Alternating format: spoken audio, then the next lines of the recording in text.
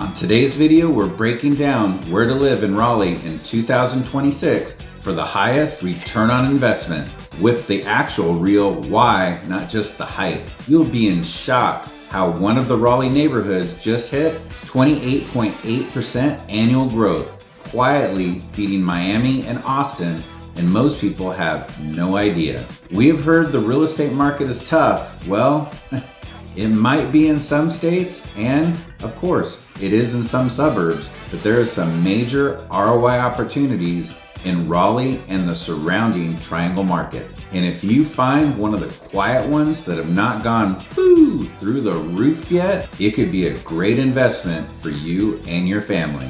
My family and I moved here 8 years ago, sight unseen. So we've learned what these ROI opportunities are, being boots on the ground, and had to go through the pitfalls that we want you to avoid. Also, grab our free buyer and seller relocation guide in the description box to help avoid the pitfalls that we had to go through and to help make your move frictionless.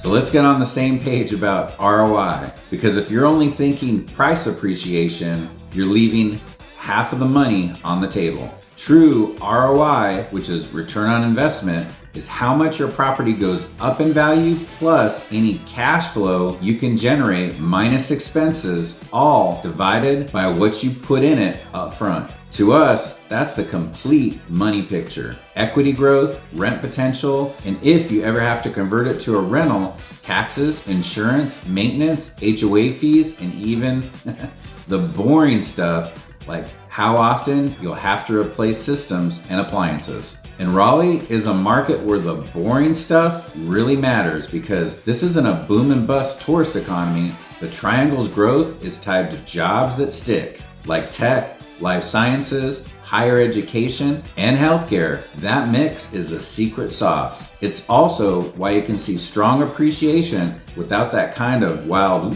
bubble behavior that makes people very nervous. And here's the tension point. Most people don't say it out loud. Raleigh isn't cheap anymore. If you're coming from a lower cost market, the price tags can surprise you.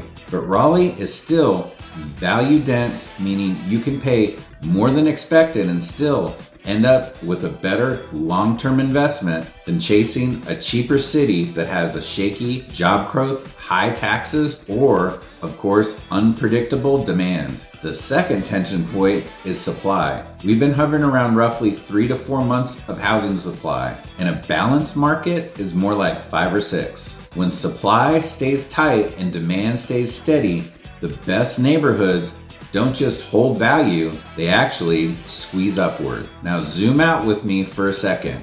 The Research Triangle Park is connected to thousands of tech companies and hundreds of life science firms. That translates into job variety and job security, which fuels steady housing demand all over the Triangle area of North Carolina. Then you add in the population growth since 2020. The Triangle now has almost 3 million residents in the region, plus relatively low property taxes compared to places like California where we came from or New Jersey. And you get a market where people can afford to stay. Neighborhoods don't just sit and spin around. And when neighborhoods don't just sit and spin, prices tend to grow in a smoother, more predictable way. Also, one more piece that matters for ROI that most videos skip: the exit strategy. If you actually had to rent this home later, would it rent easily? If you had to sell it in a slower market, would buyers still fight for it? High ROI neighborhoods aren't just good today, they're flexible when life changes.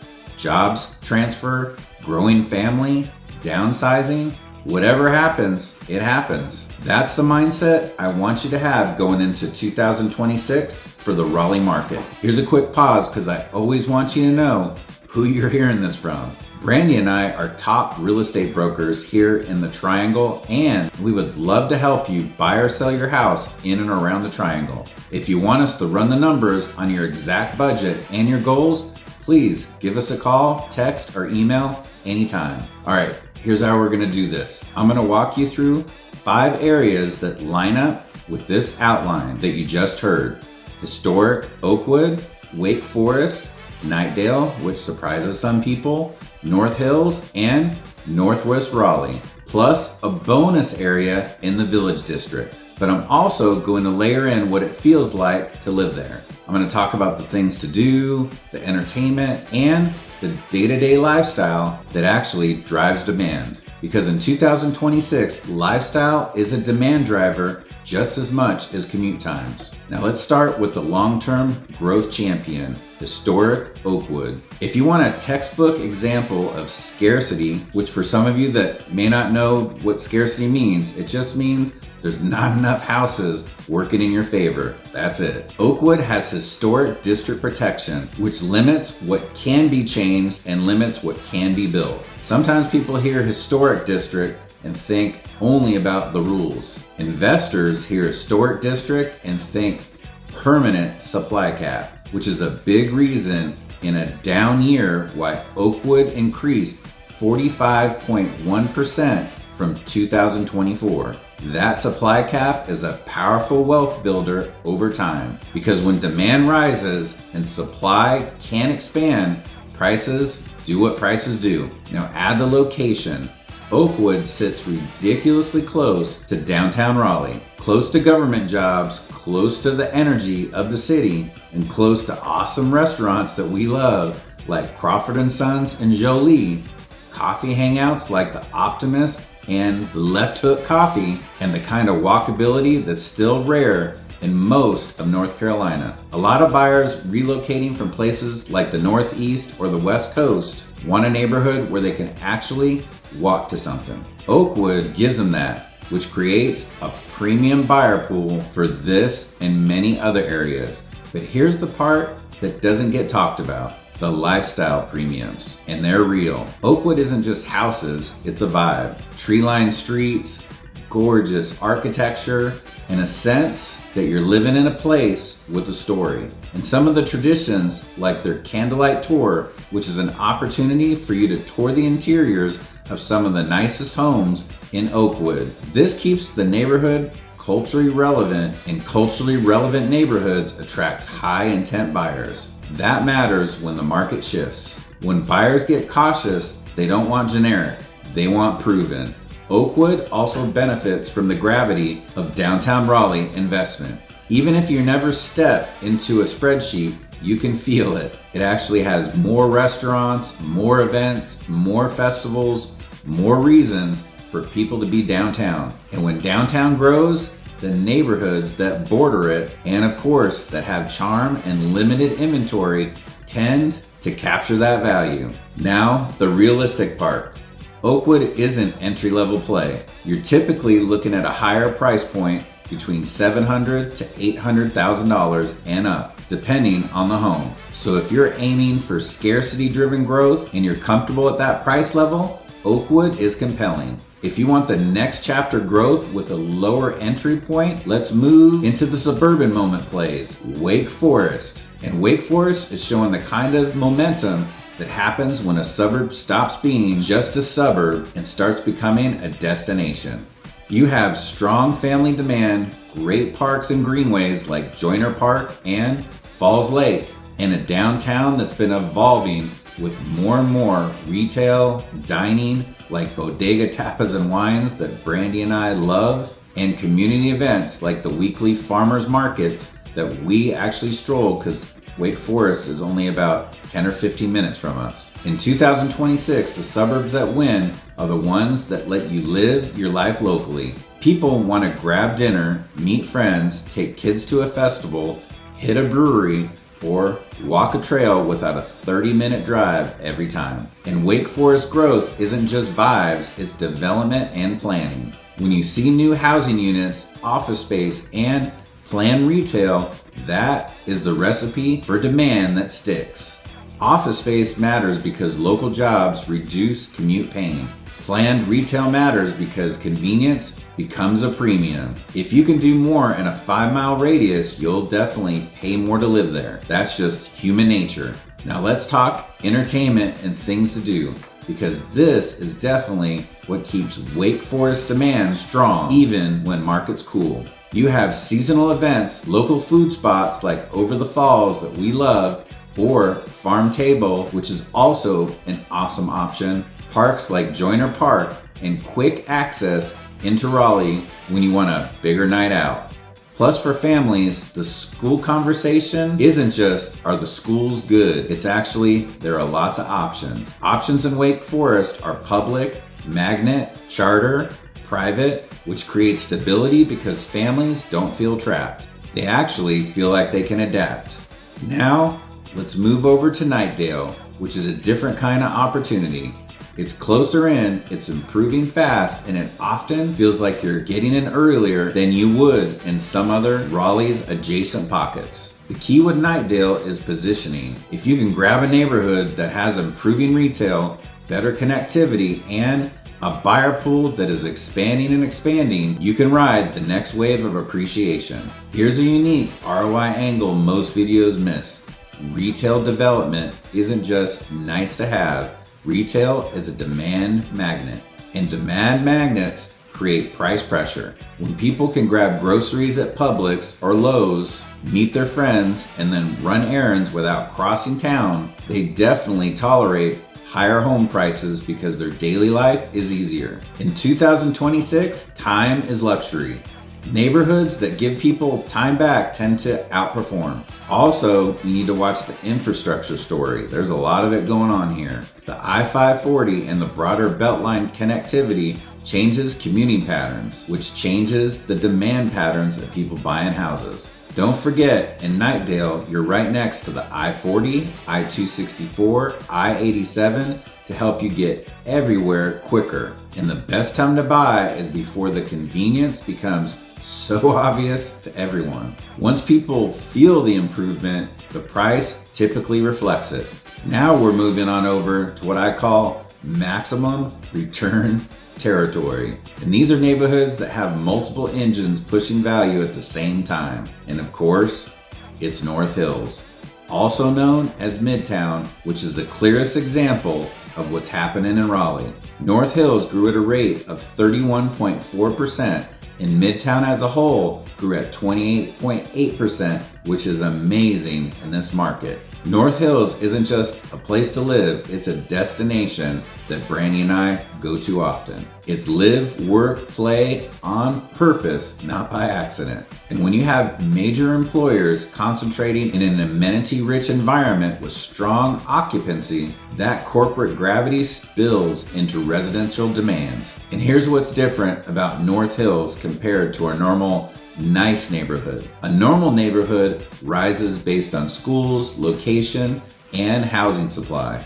North Hills rises because it's a place people go even if they don't live there. Destination neighborhoods have cultural relevance, and cultural relevance keeps money flowing in the area. That money is showing up everywhere as new development, better restaurants, more events, higher end retail, and yes, higher housing demand is happening. And if you're the kind of buyer who cares about lifestyle as much as numbers, North Hills is hard to beat. You have restaurants like Stir and Leo's Italian Social, bars like Level 7 Rooftop Bar, fitness places like Lifetime Fitness, shopping in North Hills, and frequent events all over the place. It's one of the easiest places in Raleigh to have a date night without it turning into a logistical project.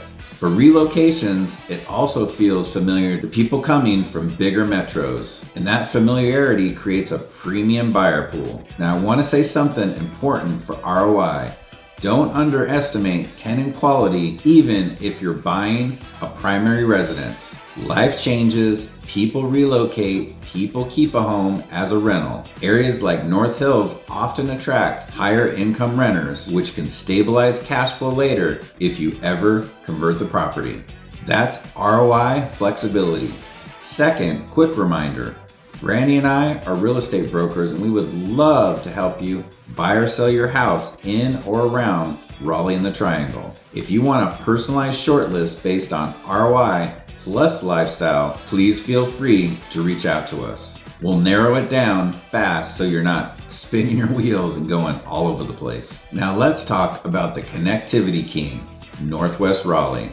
If you could only choose one general area for balanced ROI, Northwest Raleigh makes a strong argument. Awesome places like Briar Creek give you quick access to the RTP or the Research Triangle Park, easy access to RDU Airport, and solid reach to downtown Raleigh, Durham, and Chapel Hill. That triangle of access is defensive. If one job center slows, another is strong. If one industry hits turbulence, the region's diversity cushions it. Housing diversity here is a massive advantage. You got everything from entry-level homes to luxury properties, which keeps the buyer pool wide. A wide buyer pool is what keeps days on market low, keeps bidding competitive, and keeps pricing power strong. And with this, speed matters. The easier it is to sell, the more control you have over your next move. Here's another under-discussed point. Northwest Raleigh has quiet luxury appeal. When you're there, check out Briar Commons, which has everything there, from crumble cookies to Men's Warehouse. Or if you want to hang out and have a date night and catch a movie, it's right there for you to enjoy. There are tons of shopping centers from left to right when you look. It doesn't always get flashy headlines because it's not trying to be trendy. It's just trying to be livable. Mature trees, established neighborhoods, access to parks and greenways, and that day-to-day feel that says people love it and settle in here. That's the kind of demand that survives cycles. Also, the airport proximity is a premium that compounds over time. Executives, consultants, medical professionals, and the tech folks who travel, even occasionally, will pay more to shave time off the trip to RDU. That kind of buyer will also pay for low friction commuting. So when you see a neighborhood that's strong on both, it tends to hold its value even when the market gets weird. Next up is the Village District, which many locals still call Cameron Village. It's a rare blend of walkability, retail convenience, and proximity to NC State. The university-driven demand is one of the most consistent demand sources you can have because it refreshes every year. New students, new faculty, new staff, visiting parents, alumni, moving back, it's a pipeline. But it's not just a student area, it's a lifestyle area. Sidewalk networks, coffee shops like Benelux Cafe, places to meet and have a bite at IG Japanese Fusion, and a central location that makes the whole city feel reachable. When you buy convenience, you often pay a premium per square foot, but that premium is supported by demand. Again, in a slower market, convenience still wins. And here's a unique thing to watch in 2026. Mixed use evolution. Some neighborhoods age out. This one reinvents. When you see ongoing luxury apartments and retail upgrades, it keeps the neighborhood relevant. And relevance keeps demand stable across retail trends and economic cycles. That's why you'll see it maintain a premium. Now at this point, you might be thinking, all right, how do I choose the right one for me? Here's my practical framework, and I'll tell you, it's all about lifestyle. If you want scarcity-driven premium growth and you're comfortable with a higher entry point, historic Oakwood is definitely the place to go. If you want suburban upside plus a lifestyle that keeps getting better and better, Wake Forest is strong, and Knightdale can be a smart get in before it feels obvious move right now. If you want commercial-driven momentum and entertainment baked into the neighborhood, North Hills is definitely in your lane. If you want balanced, defensive ROI close to jobs, the airport, and multiple parts of the Triangle, Northwest Raleigh is definitely hard to beat. And if you want a consistent year after year demand pipeline with walkability and convenience, the Village District definitely stays in the conversation for a reason. Now let's connect it back to the job market because it powers everything. The Triangle's advantage is diversification. Tech and life science get the headlines with the Research Triangle Park and over 7,000 acres of tech and biotech companies like Biogen, IQVIA, and Microsoft, but also higher education, healthcare, and government jobs create stability. When one sector cools, the other keeps demand moving. That's why big corporate expansions here tend to ripple across multiple neighborhoods, not just one. Also keep in mind the tax conversation. Compared to high tax states like where we came from, the relative property tax burden here can change the monthly payment and the monthly math. Lower costs can mean more flexibility, more cash in your pocket, or simply a more comfortable budget. Comfortable budgets create stable buyers, and then stable buyers create stable appreciation. And if your goal is maximum ROI right now, you're usually looking for neighborhoods with multiple value drivers and predictable demand. That's why Northwest Raleigh, North Hills, and the Village District are such strong now plays. If your goal is a little bit more long-term scarcity driven growth, historic Oakwood is definitely in a class of its own. And if your goal is emerging opportunity with the lower entry point, Wake Forest and Knightdale definitely offer the next chapter energy as development, retail, and connectivity continue improving. Here's one more reality check. ROI also depends on the specific property, not just the neighborhood. A great neighborhood can still be a bad deal if the layout is awkward, and also if the HOA is restrictive or the home needs expensive updates that don't translate to value. That's definitely why you want someone local to sanity check the numbers and the lifestyle. And that's what Brandy and I do. We're in these neighborhoods weekly. We see what's sitting, what's flying off the shelf, what concessions are showing up, and where buyers are getting emotional. If you're serious about buying, selling, or investing in or around Raleigh and the Triangle area, we can definitely help you align the neighborhood, the property, and the strategy so you don't learn the hard way. All right, here's the bottom line. The best ROI in Raleigh isn't about chasing the cheapest zip code. It's about finding the strongest mix of scarcity, connectivity, lifestyle, and demand before the crowd piles in. Historic Oakwood definitely gives you they're not making more of it moment. Wake Forest and Knightdale give you that next chapter suburban momentum. And North Hills gives you commercial gravity and entertainment built in. And then Northwest Raleigh gives you the most defensive balance against any market swings. And then the Village District definitely keeps a steady pipeline of demand through NC State. If you want help turning this into a real plan, we're real estate brokers here in the Triangle, and we'd love to help you buy or sell your house in or around the Raleigh-Triangle area. If you want to contact us, our number is right here on the screen. Give us a call, text, or send us an email. And don't forget, this will really help. Get your free buyer and seller relocation guide in the description box for a frictionless move. If you're still looking or are not sure yet, it's all right, no pressure. Check out our sister channel, Life in Raleigh, with hundreds of videos about neighborhoods, lifestyle, food, and entertainment. Also, hit the subscribe button so you can get our weekly videos that we put out on both channels. And until next time, I'll catch you on the next one.